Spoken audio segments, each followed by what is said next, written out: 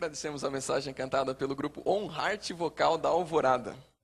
Meu povo, bom sábado a você, é muito bom tê-lo aqui, é muito bom estarmos na presença de Deus. Eu tenho algo que eu estou extremamente ansioso para te mostrar. Perguntinha básica, adivinha o que eu tenho nas mãos? Parece a minha esposa ela sempre chega em casa, ela vai no cabeleireiro ou algum lugar, ela diz assim, olha bem para mim, eu olho, ela diz, adivinha o que tem diferente em mim? Aí, meu pai, começou. E aí começa aqueles momentos que todos os homens ficam ali na angústia de Jacó. Eu já aprendi que o primeiro detalhe você fala da sobrancelha. Olha, a sobrancelha, não é. O cabelo, não é. Os olhos, não é. Meu pai, o que foi? As unhas, não é. Falei, tá bom, quer jantar fora? Aí você fala jantar fora, ela já muda de assunto, já fica ali feliz. E ali a gente muda toda a ideia e todos os objetivos. Meu povo, você não vai adivinhar, mas eu estou feliz. Eu tenho em minhas mãos uma relação, num raio de 50 quilômetros, de todas as penitenciárias, de todas as prisões, de todos os hospitais aí, psiquiátricos que trabalham aí com as pessoas que são carcerários ou ex-carcerários. Eu mencionei para você no ano passado que nós temos um sonho para 2009. Este sonho é desenvolvermos um ministério nas prisões. É um sonho audacioso. É um sonho difícil, mas é um sonho possível. E para minha surpresa, ao entrar em contato com algumas delegacias e alguns presídios, vários deles me disseram o seguinte, olha pastor, nós agradecemos, mas aqui já existe uma igreja evangélica fazendo este trabalho. Tente um outro. Eu estava crente que seríamos os primeiros, e na verdade eu vi que nós estamos atrasados. Na nossa igreja nós temos um membro, não vou falar quem é, ele trabalha na Polícia Federal. E ele tem nos ajudado com alguns contatos, ele tem nos ajudado com algumas pessoas, e ele vai dar um treinamento para pessoas que gostariam de pertencer a este ministério. É um ministério que não pode ter muitas pessoas, boa parte dos presídios, eles aceitam aí no máximo número de visitas de 15 a 20. É um programa que nós vamos fazer, às vezes não no fim de semana, porque normalmente é o dia que eles recebem ali os seus parentes, às vezes será durante a semana, mas é um ministério, gente, que eu creio que é fabuloso. Eu já mencionei para você que algumas palavras de Jesus me preocupam. E uma dessas palavras que Jesus disse, uma de suas frases, foi esta, estive preso e você foi me ver. Eu fico pensando, meu povo, se nós não tentarmos salvarmos esses encarcerados, se nós não tentarmos lutar por essas pessoas que estão presas, quem vai lutar por eles? Durante um bom tempo, eu não era pastor, mas eu aceitei muito a pena de morte. Eu pensava o seguinte, é só matar que está tudo resolvido. E pronto. E você leva em consideração alguns países que aceitam essa filosofia, você manda matar e pronto, resolveu o problema. Só que a função que Jesus nos deu é muito maior. A função que Jesus nos deu, a missão que Jesus nos confiou, é de salvarmos todas as pessoas. E neste ano, para a honra e glória de Deus, a nossa igreja vai começar aí um pequeno grupo, onde nós vamos atuar diretamente nos presídios. Aí o pastor Paulo perguntou, pastor Gideão, como é que você vai fazer isto? Não, pastor, não sei, vamos ver se algum membro topa, fica lá 6 meses, primeiro ali preparando o caminho, fica ali fazendo um trabalho diretamente, corpo a corpo com eles, e depois a gente já chega lá e está tudo preparado. Não, eu não gostaria que você fizesse isso, mas sem dúvida nenhuma eu gostaria que você participasse dos ministérios da igreja. Este ano a nossa igreja está muito animada, muita coisa boa vai acontecer, e o nosso desejo é que você esteja inteirado. Existem inúmeros ministérios, existem inúmeros projetos. Não dá para você participar de todos, é uma questão de dom. Mas se você foi chamado para este ministério de visitação aos presídios, pode me avisar, pode contar comigo, que eu tenho certeza nós vamos abalar o mundo. Porque esta é a vontade do Senhor, salvarmos todas as pessoas, ok? Meu povo, hoje o meu sermão é sobre pequenos grupos. O pastor Paulo já quebrou as minhas pernas, já anunciou o tema do meu sermão. Eu vou dizer algo para você. Eu trabalho com pequenos grupos já há 1 ano e eu nunca fiz um sermão sobre pequenos grupos. Acredite se quiser. Normalmente você ouve eu fazendo divulgação, propaganda, mas nunca você ouviu eu fazendo um sermão sobre pequenos grupos. E hoje o sermão ele será sobre pequenos grupos. Eu vou mostrar para você o porquê eu creio nesse ministério fantástico. E eu tenho certeza que você vai se surpreender com algumas coisas que a Bíblia diz e outras coisas que estão acontecendo aí fora. Pedi para poder jogar aqui no computador a tela, para nós começarmos aqui apresentando para vocês alguns dados interessantes sobre pequenos grupos e sobre as igrejas evangélicas, como o mundo tem trabalhado aí e funcionado, tá bom? Este ano nós vamos fazer muitas coisas, nós teremos aí um treinamento de pequenos grupos. E meu maior desafio, meu povo, é fazer com que o projeto de pequenos grupos, ele não seja um projeto do pastor Gideão. Eu gostaria que este projeto fosse o projeto da igreja. Eu gostaria de que este projeto fosse o projeto seu, o seu projeto. Eu gostaria que você encarnasse isso e visse isso como sendo aí uma oportunidade que Deus te dá para poder desempenhar aí os dons e os talentos que Ele te confiou, ok? Muito bem. Eu vou passar para vocês algumas relações das maiores igrejas do Brasil. A revista Veja, do dia 7 de fevereiro de 2007, ela publicou uma matéria sobre a fé. E essa matéria ela é fantástica, ela estava mostrando a força da fé para poder ajudar as pessoas em tratamento. De forma especial, pessoal aí da área de psicologia, essa matéria trabalha muito esta ideia. Como o ser humano ele é reerguido do pó através da religião. Mostrando que se você unir a psicologia, os recursos da psicologia, juntamente com os recursos da fé, o indivíduo tem um tratamento fantástico. Na edição online, você sabe que a Veja ela publica uma edição na revista e uma edição online. Na edição online saiu uma relação de todas as igrejas evangélicas. Está meio desfocado por causa do projetor, mas fique tranquilo. E aqui vem uma relação das maiores igrejas do Brasil. A maior igreja do Brasil é a Assembleia de Deus. É a maior igreja do Brasil. Eles têm mais de 8 milhões de membros. A segunda maior igreja do Brasil é a Universal do Reino de Deus, 5 milhões e 200 mil membros. A terceira maior igreja é a igreja Deus é Amor. Igreja Pentecostal Deus é Amor, 3 milhões e 600 mil. A quarta igreja é a Igreja Batista. A quinta igreja é o Brasil para Cristo. A sexta igreja, a Congregação Cristã do Brasil. A sétima igreja, a Igreja do Evangelho Quadrangular, 1 milhão e 600 mil. E a oitava igreja é a Adventista do Sétimo Dia, 1.391.775 membros. Esse dado foi fechado no dia 31 de dezembro de 2008. Eu liguei ontem para o pessoal da divisão e a secretaria me passou este número. Um detalhe, quando a revista Veja publicou as maiores igrejas, ela publicou apenas as 6 primeiras. A nossa igreja não foi mencionada. Tive que dar uma pesquisada para poder vermos onde nós estamos. E eu fiquei preocupado. A nossa igreja ela é uma das mais velhas, com exceção da Igreja Batista. É uma igreja com mais de 150 anos de história. E nós não crescemos no mesmo ritmo de outras igrejas. Eu fiquei pensando, qual é o segredo do crescimento dessas igrejas? A coisa ela é tão preocupante. Por exemplo, eu mencionei para vocês que a Congregação Cristã no Brasil ela é maior do que a nossa igreja. E a Igreja Congregação Cristã no Brasil tem a seguinte filosofia. Eles são contra qualquer técnica de evangelização. Eles são contra o fato de você entregar folhetos. Eles são contra você divulgar as coisas pela internet e pela TV. Eles simplesmente creem de que se você é um salvo, o Espírito Santo vai tocar na sua vida e você será direcionado até o templo.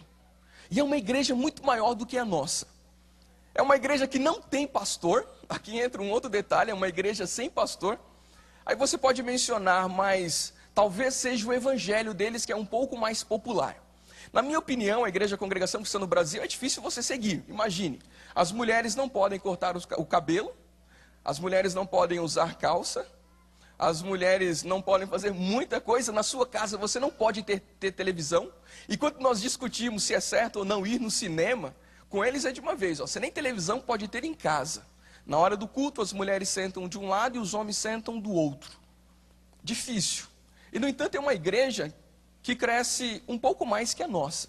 E para você ter uma ideia, a Igreja Congregação Cristã do Brasil, ela tem o menor índice de apostasia familiar. É a igreja que tem o menor índice de apostasia familiar. Normalmente, o membro que cresce ali na família, ele continua. É uma igreja muito... Qual o segredo? No outro culto eu posso mencionar para vocês o segredo desta igreja. Uma outra igreja, Universal do Reino de Deus. Aquele é o templo maior. O templo maior tem uma capacidade para 15 mil pessoas. 15 mil pessoas. Esta igreja fica no Rio de Janeiro. Inclusive ela tem um heliporto para facilitar aqueles que querem chegar lá de uma forma aí sem pegar o trânsito caótico. É uma igreja muito grande, é a igreja que mais tem crescido no Brasil. E vocês conhecem a história do bispo Edir Macedo. Recentemente ele lançou a sua biografia. E é interessante. Esta igreja ela trabalha com aquilo que o ser humano mais ama. e você conhece isto. É uma igreja que trabalha muito o evangelho da prosperidade, dinheiro e mais dinheiro. E, no entanto, cresce muito. O que mais me admira nesta igreja, ela fica aberta 7 dias. E o horário que você passa, você encontra pessoas lá para adoração. Como pastor, eu fico até triste. Porque nós abrimos nossa igreja aqui quarta-feira. Nossa, é uma dificuldade para vir os membros de quarta-feira. Sexta-feira à noite, que dificuldade! E esta igreja, eles ficam abertos 7 dias. Normalmente eles têm de 3 a 4 cultos por dia. E todos os dias, todos os cultos, a igreja está cheia. Eu fico me perguntando, qual o segredo? Alguns podem ficar falando, é a atuação do inimigo. Cuidado. Não pense você que Deus também não tem trabalhado em outras igrejas evangélicas. Não pense você que no céu vai ter só igreja adventista e nenhuma outra mais. Não pense assim. Algumas dessas igrejas têm algumas técnicas. E eu acredito que valeria a pena nós conhecermos algumas delas. Não vou mencionar essas técnicas, vou mencionar um pouco desta igreja. Aqueles que participam da comissão já me ouviram falar um pouco sobre isso. E já apresentei também no treinamento de pequenos grupos. A Igreja do Evangelho Pleno de Oído, 800 mil membros, é a maior igreja do mundo. Se você já ouviu, agora você vai ouvir com um pouco mais detalhes. Se você acha que a nossa igreja ela é grande, imagine esta. Esta igreja ela é a maior igreja do mundo por causa de um templo. Num único templo, durante um domingo, eles conseguem reunir 800 mil pessoas. Para você ter uma ideia, só de adventistas aqui na região sul de São Paulo, na Paulista Sul, nós temos 40 mil. No estado de São Paulo, nós temos cerca de 200 mil. E esta igreja, no único domingo, ela reúne 800 mil pessoas. A história do crescimento dessa igreja é fantástica. Aqui está uma foto do templo. O templo dela acomoda 300 mil pessoas. Fica numa ilha chamada Iōido, fica na Coreia, próximo de Seul.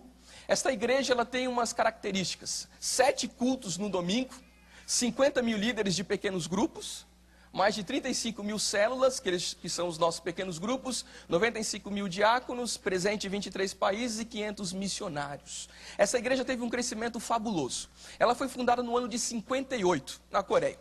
Um homem chamado David Paul Yong-cho, na verdade o seu nome era Paul Yong-cho, ele mudou o seu nome para David Yong-cho, a mudança aí nós não sabemos exatamente, e ele pensou o seguinte, Deus me chamou para pregar o evangelho. Esta igreja é de origem pentecostal, ligada aí à Assembleia de Deus. E ele disse assim, eu preciso pregar o evangelho, como eu vou fazer? Teve uma ideia. Ele tinha uma amiga que tinha a mesma convicção que ele mandou preparar algumas maçãs do amor, aquelas maçãzinhas coloridas, gostosinhas e tal. E ele mandou preparar uma grande quantidade e passou em porta entregando a maçã. E convidando as pessoas para virem assistir a sua reunião. Olha que estratégia, ele não foi direto já lá dizendo, olha, venha para a igreja. Ele preparou um presentinho, foi lá entregando porta em porta e disse, hoje à noite nós vamos nos reunir aqui. Você gostaria de vir? Primeira reunião, ele teve aí cerca de 300 pessoas.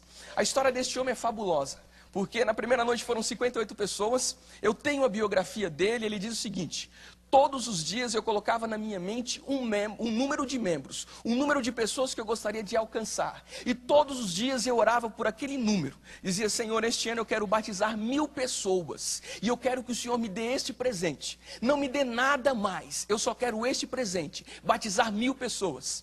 E ele conseguiu. Em 61 ele já tinha 1.500 membros. E ele disse assim, Senhor Deus, eu quero simplesmente duplicar.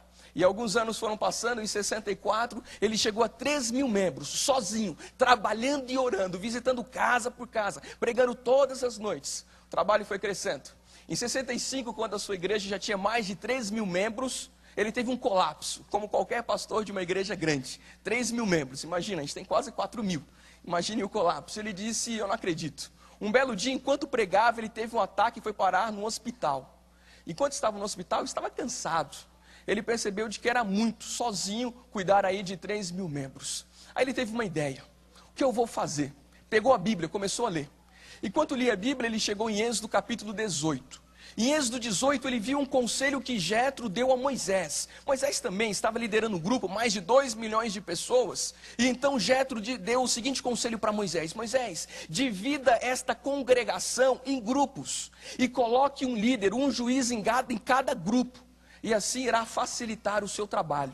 E então este pastor, David Cho, pensou, nossa, eu acho que este é o plano de Deus. Eu vou dividir a minha congregação em grupos. E esses grupos agora terão que fazer um trabalho.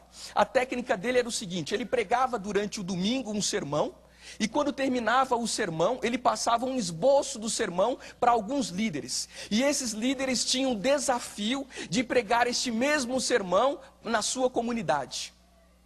Eu quero dizer que essa estratégia foi fantástica. Em 79, a igreja alcançou 100 mil membros. Melhor, em 68 ela chegou a 8 mil membros. Em 79, cerca de 10 anos depois, a igreja chegou a 100 mil membros só nessa estratégia de pequenos grupos. Em 81 ela dobrou, chegou a 200 mil membros. A ideia era, você tem que participar de um grupo para você então pertencer a esta igreja. Em 84 a igreja chegou a 400 mil membros. Em 2005 ela chegou a 800 mil membros apenas com o trabalho de pequenos grupos, os trabalhos de células. E assim se tornou a maior igreja do Brasil. Este é um templo, está ficando meio escuro aqui, não dá para você ver muito bem. É um mega templo de 5 andares. Uma coisa assim alucinante. Aí você fala assim, pastor, mas deve ser muito fácil entrar nessa igreja. Eles têm 50 anos de história, hoje em dia já estão chegando a quase 1 milhão, deve ser muito fácil. Não. Para você se batizar nesta igreja, você precisa passar 2 anos estudando a Bíblia. 2 anos. Você tem que passar por 5 módulos de estudo bíblico. Se você acha aí que o nosso é demorado, você não viu deles. O primeiro módulo leva 5 meses, que é um estudo básico sobre a Bíblia. Depois tem um estudo que eles chamam de ensino médio, aí, que são mais 5 meses, onde você vai se aprofundar de alguns temas específicos da Bíblia. Depois o terceiro módulo, que é um estudo graduado, que eles chamam, você vai estudar só o discipulado, que é o que a nossa igreja vai começar a trabalhar neste próximo ano. Só o discipulado. Você aprendeu as verdades do Evangelho. Agora, como você vai vivenciar e passar adiante estas verdades? No quarto módulo, aí, que são 8 classes, você vai fazer um estudo profundo da prática da Bíblia na sua vida. Devoção pessoal. Eles vão treinar você para ter uma intimidade com Deus. Tipo as 40 madrugadas, algo mais ou menos nesse sentido. Mas é uma coisa basicamente obrigatória. No quinto módulo, antes do batismo, você será preparado para liderar uma célula, um pequeno grupo. E aí depois de passar 2 anos estudando a Bíblia, e você foi preparado agora para desenvolver o ministério, você está preparado para ser batizado. E sendo batizado, a primeira coisa que você faz é montar um pequeno grupo. Aí eu falo com você, isso funciona? Aí você fala assim, pastor, funciona lá fora. Sabe o que mais me deixa abismado? Olha o final do culto. Não sei se você consegue ver. Se você reclama da nossa saída, imagina ali, ó. Final do culto. Aquilo pretinho são pessoas. Muitas pessoas saindo do culto. É uma coisa muito grande. Ele dividiu a cidade de Oído em 493 distritos. Ele dividiu toda a cidade, em cada distrito ele colocou uma família para realizar um pequeno grupo de evangelização. Olha que interessante. Esse pastor James Zecklisson, ele é um pastor da Andrews. O pastor James, ele foi fazer uma visita para o pastor David Young Cho, para poder saber como ele consegue mobilizar tantas pessoas, como ele consegue fazer com que o membro encarne pequenos grupos, como ele consegue fazer com que o membro pregue o evangelho. E foi lá visitá-lo. Ficou abismado. O pastor Cho disse assim para ele, você é adventista, né? Sou. O pastor disse, você conhece Ellen White? O pastor James, claro que eu conheço Ellen White. É óbvio que eu conheço Ellen White. E o pastor Cho disse assim, um dos livros que eu estudo para me basear no evangelismo da minha igreja, serviço cristão, evangelismo e obreiros evangélicos. Você quer morrer assim como eu, né? Você quer morrer, você quer se esconder, eu também quero me esconder, eu vou para trás do púlpito. Essa história, meu povo, está relatada aqui, é um livro do pastor Daniel Rode, que ele é o secretário da Universidade de Teologia lá da UAP, da Argentina, e ele ouviu o pastor James Zecklisson numa aula contando esta experiência. Chaves para revolucionar o crescimento da sua igreja. Imagina, alguém aí de fora está usando as nossas técnicas para poder fazer a sua igreja crescer. Claro que depois que eu soube disso, eu estou lendo de novo o Serviço Cristão. Falei, não é possível, tem que ter alguma coisa diferente. O que esse homem viu que eu não consigo ver? É incrível. Se você acha que você viu tudo, você vai se abismar ainda com outro dado que eu vou te mostrar. Pergunta, pequenos grupos, será que ainda funciona? Há um texto em Lucas capítulo 19, versículo 40. Gostaria que você lesse este texto. Livro de Lucas capítulo 19, versículo 40. Livro de Lucas 19, 40.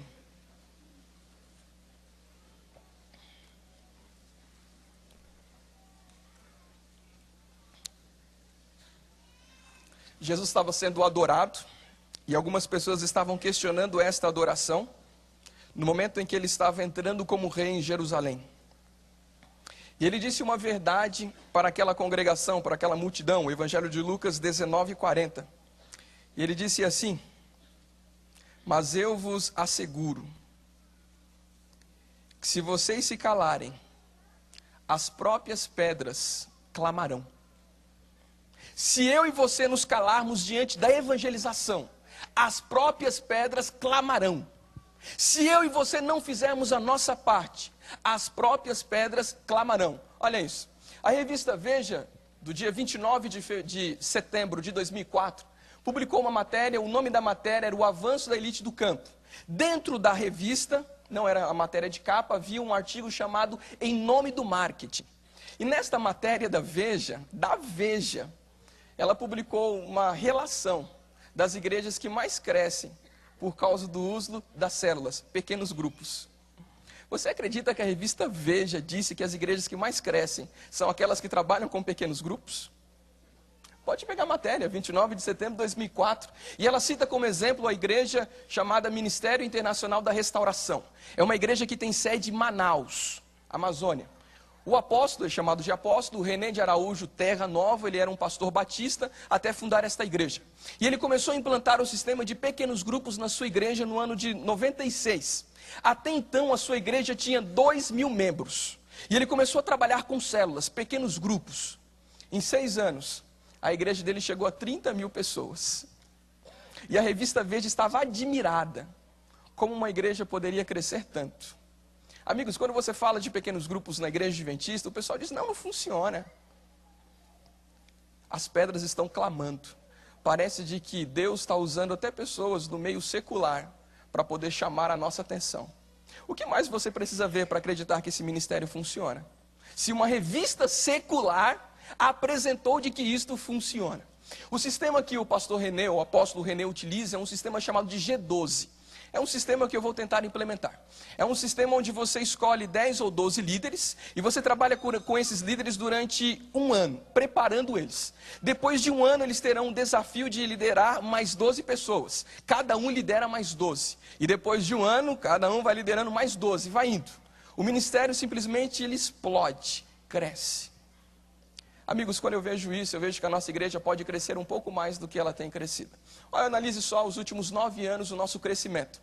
No NASP, atualmente inscritos, nós temos 3.518 membros. Este foi o dado aí fechado 31 de dezembro. Normalmente, por sábado, nós chegamos a ter aqui entre 3.800 até 4.000 pessoas, com os 2 cultos. Mais membros inscritos no papel, temos aí 3.518. Último ano foram batizadas 92 pessoas, 2007, 80 pessoas, 2006, 106, e você vai vendo ali os números. Interessante que você observa que desde 2000 a nossa igreja foi crescendo, deu uma recaída, começou a crescer de novo, 2002 para 2003, e desde então ela só tem crescido. A nossa igreja ela cresce num ritmo de 2,5 a no máximo 3,9 por ano. Isso é um crescimento muito pouco. Para você ter uma ideia, a igreja do apóstolo René, que eu já mencionei, é de Manaus, ela cresce no ritmo de 600% por ano. E a nossa igreja cresce numa média de 2,4. Isso não te incomoda? Me incomoda a mim que sou líder da igreja. Me incomoda. Porque Deus nos chamou para pregarmos o evangelho. Deus nos chamou para fazermos a diferença em nossa comunidade. Deus nos chamou para salvarmos essas pessoas. E o que temos feito? Aí você pode falar, mas pastor, se esse crescimento está assim, culpa dos líderes. Olha uma citação de Ellen White, Atos dos Apóstolos, página 110. Não somente sobre o ministro ordenado repousa a responsabilidade de sair a cumprir esta missão. Todo o que haja recebido a Cristo é chamado a trabalhar pela salvação de seus semelhantes. É claro, se a igreja não cresce, todos nós temos culpa no cartório. Todos, líderes e membros. Aí você fala, pastor, mas a nossa igreja no passado fundou todas essas que existem aqui ao nosso redor. E é uma verdade, passado. No passado fizemos tudo isso. Mas meu povo, ninguém vive de passado, vivemos de presente. Podemos crescer muito mais do que temos crescido. Podemos fazer muito mais do que temos feito. E nessa manhã eu quero chamar você a pregar o evangelho. Nessa manhã eu quero que você se incomode um pouco. Alguns sermões eles são simplesmente para confortar, agora outros são para refletir. E eu quero que nessa manhã você reflita e saia daqui pensando, por que nossa igreja não tem crescido tanto? Onde estou eu no processo da evangelização? O que eu estou fazendo? Essa mesma pesquisa do pastor Daniel Rode, ele analisou, ele cuida de um sistema de crescimento de igreja, um ministério de crescimento de igreja na Argentina, e pesquisou todas as igrejas da América do Sul. E ele percebeu que as igrejas que crescem, 78% das igrejas que estão crescendo, são igrejas que trabalham com pequenos grupos. Ele viu que este tem sido o melhor método de evangelização e de crescimento. Aí algumas pessoas dizem, pastor, não funciona. Na Europa, então, é mais difícil ainda. Deixe-me contar como que é a relação na Europa. Na Europa, você sabe, a nossa igreja tem algumas dificuldades, não só a nossa, como todas as igrejas. Quando eu trabalhei na Suíça, eu conheci um pastor que não batizava ninguém há mais de 2 anos. 2 anos. 2 anos. Em média, o máximo, eu me lembro, a igreja que eu frequentava, nós conseguimos num ano batizar 12 pessoas. E o presidente da associação foi lá, nossa, que trabalho maravilhoso. Eu e o outro pastor, nossa, como vocês trabalham bem, 12 pessoas. Meu presidente não está aqui para me parabenizar pelos 14 do ano passado, né? Tem pena. Mas lá 12 pessoas era um recorde, o povo achava maravilhoso. Normalmente um estudo bíblico lá, eu vou dizer pela Suíça, mas reflete um pouco a ideia europeia. Um suíço, para ele se batizar, ele tem que levar no mínimo 2 anos de estudo bíblico. Mas não são estudos bíblicos diferenciados. É a mesma coisa que você depois repete até o indivíduo aceitar. O evangelho lá tem tido as suas dificuldades. E existe uma organização chamada Instituto Haggai. É um instituto interdenominacional que analisa crescimento de igreja e procura trabalhar e ajudar todas as igrejas a crescerem. E disseram, olha, em Londres é difícil, na Europa é difícil, como um todo. Resolveram plantar pequenos grupos nessa igreja chamada Ictus Christian Fellowship, Comunhão Cristã Ictus. Essa igreja ela tinha 60 pessoas. No espaço de 2 anos, ela chegou a 500 pessoas e hoje lidera mais de 200 pequenos grupos. É uma igreja evangélica, não é adventista. Mas está mais do que comprovado, igrejas que compram esta ideia, elas crescem. Isso chama a sua atenção? Livro de Atos, capítulo 2, versículo 42 ao 47. Você que trouxe a sua Bíblia. Livro de Atos, capítulo 2, versículo 42 a 47. Você sabe que no início da igreja cristã, trabalhava-se muito o programa, o ministério de pequenos grupos. E este texto me chama a atenção porque ele diz como era a igreja em seus primórdios. Assim que Jesus morreu, ascendeu aos céus, os discípulos continuaram a pregação do evangelho. E aqui diz como a igreja cresceu. Isso foi depois do discurso de Pedro, onde mais de 3.000 pessoas foram batizadas. A igreja crescia num ritmo acelerado. Capítulo 2, versículo 42 ao 47. Em minha Bíblia diz assim: e perseveravam na doutrina dos apóstolos e na comunhão do partir do pão e nas orações. Em cada alma havia temor e muitos prodígios e sinais eram feitos por intermédio dos apóstolos. Todos que creram estavam juntos e tinham tudo em comum. Esta era a igreja do primeiro século. Vendiam as suas propriedades e bens, distribuindo o produto entre todos, à medida que alguém tinha necessidade. Versículo 46. Diariamente perseveravam unânimes no templo, partir do pão, de casa em casa, e tomavam as suas refeições com alegria e singeleza de coração. 47. Louvando a Deus e contando com simpatia de todo o povo. Enquanto isso, o que Deus lhe fazia? Acrescentava-lhes o Senhor, dia a dia, os que iam sendo salvos. Quando eu leio a igreja de Atos, eu fico admirado. Que igreja! Uma igreja que crescia, todos juntos. E o que me chama a atenção, a adoração era uma coisa diária. A adoração, de acordo com o versículo 46, era tanto no templo como nas casas. A adoração não era como alguns pensavam, só nas casas. A adoração era nas casas e no templo. O povo durante o sábado via o templo, e algumas reuniões iam ao templo. Em outros momentos o grupo se reunia nas casas, para poder comungar a fé. E desta forma, a igreja cresceu. Minha pergunta, quando é que vamos voltar ao sistema bíblico? Quando é que vamos voltar ao modelo bíblico? Ontem o pastor que pregou ontem à noite, eu não vou contar a história dele, o pastor André ele contou a história do membro camelo. E os que estão aqui, estiveram ontem à noite, sabem a história do membro camelo, eu vou relembrar. Ele disse que o camelo ele é o único animal que, e é verdade, que ele pensa em se alimentar uma única vez, ou melhor, beber água uma única vez. Camelo ele bebe água de uma vez em alguns minutos, às vezes horas, e ele é capaz de ficar aí 40 dias sem beber água novamente. Um único alimento, um único momento, ele resolve o problema de 40 dias, de mais de um mês. E no seu sermão ele mencionou de que existem membros que são como camelos. Às vezes se alimentam só no sábado e acham que é o suficiente para poder passar a semana e ir para o reino dos céus. Amigo, quero te dizer algo em nome de Cristo Jesus. Vindo à igreja só ao sábado, você não vai chegar a lugar nenhum. Me desculpa, vou dizer de novo. Vindo à igreja só aos sábados, você não vai chegar a lugar nenhum. Adoração a Deus tem que ser uma coisa diária. Comunhão com Deus deve ser uma coisa diária. Buscar o Senhor tem que ser uma coisa diária. Não deixe Satanás trabalhar com a sua vida com esta ideia, vou aos sábados e está resolvido o problema. Claro que não. O Senhor nos chamou para vivermos a intensidade do Evangelho. E se não vivemos tudo aquilo que o Senhor pede, é porque falta alguma coisa em nossa vida. E em nome do Senhor Jesus, eu quero convidar você a ser mais ativo nesta igreja. Eu quero convidar você a fazer algo nesta igreja. Não espere simplesmente de que a igreja te dê oportunidade, pelo contrário, crie as oportunidades. Você não precisa da nossa autorização para desenvolver ministérios e trabalhar para Deus. Você não precisa da nossa autorização. É uma responsabilidade sua com Deus. Faça a diferença onde você está. Por que não trabalhar com a evangelização? Por que não trabalhar com os grupos? Por que não desenvolver um pequeno grupo? Há uma discussão muito grande dentro da nossa igreja. Pequenos grupos, pastor, é para batizar ou não? O ano passado eu participei de um simpósio lá em Brasília, e nesse simpósio nós levamos mais de 1 hora, o meu grupo, para responder esta pergunta. Pequeno grupo é só para batizar ou não? Enquanto eles estavam discutindo por 1 hora esta pergunta, eu disse, olha gente, lá na minha igreja é simples. A gente tem pequenos grupos que trabalham só com evangelização, que são os grupos de discipulado, e nós temos pequenos grupos que só trabalham com a comunhão, manutenção dos membros. E a coisa tem funcionado muito bem. Eles disseram, mas qual a base bíblica que você usa para isso? 1 Coríntios 3, versículo 6. 1 Coríntios 3, versículo 6. Se você está com a sua Bíblia aí, vamos lá. 1 Coríntios, capítulo 3, versículo 6.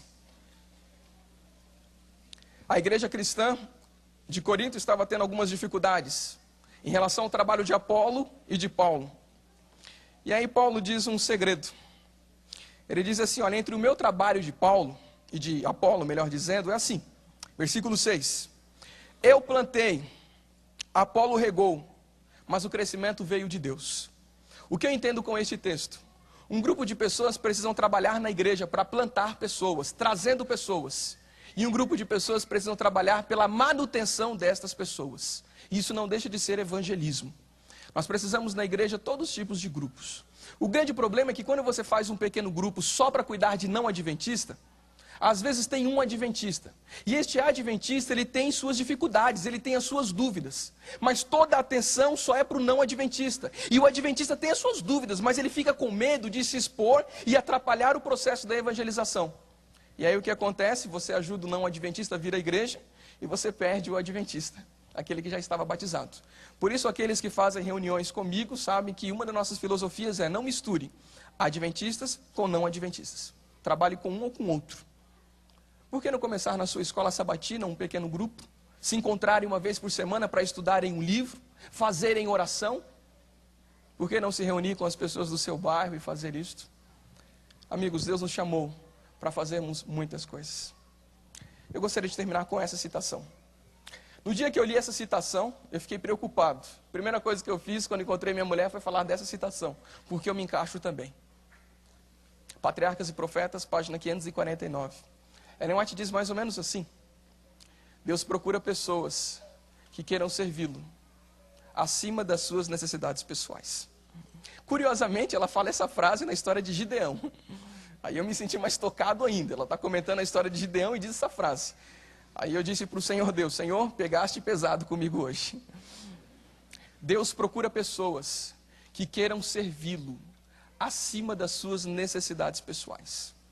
Muitas pessoas, elas querem trabalhar pela igreja. A gente sabe disso, a gente sabe que os membros, eles são dispostos, e são dispostos mesmos.